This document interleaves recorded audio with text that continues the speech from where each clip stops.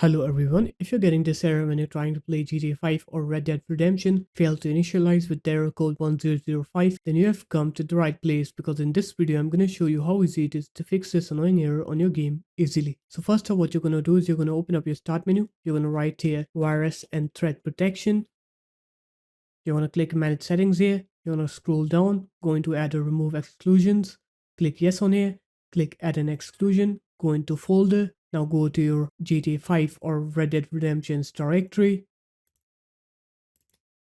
and just click select folder on here and then go into add an exclusion again, go into folder again.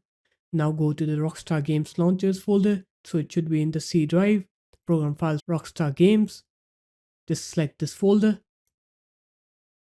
And after that, what you're going to do is you're going to open up your start menu again. You're going to write here, allow an app through Windows Firewall. You're going to open it up. You're going to click change settings, click allow another app. You're going to click browse, go into your Rockstar Games directory.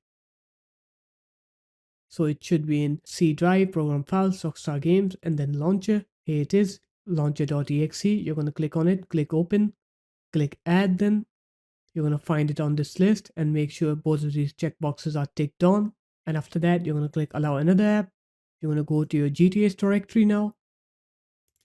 Select play GTA 5. Click open, click add. Make sure both of these checkboxes are ticked on. Click OK then.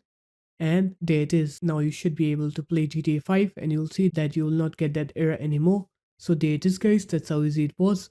If you guys found this video helpful, make sure to leave a like, comment and subscribe to the channel and I'll see you in my next video. Peace.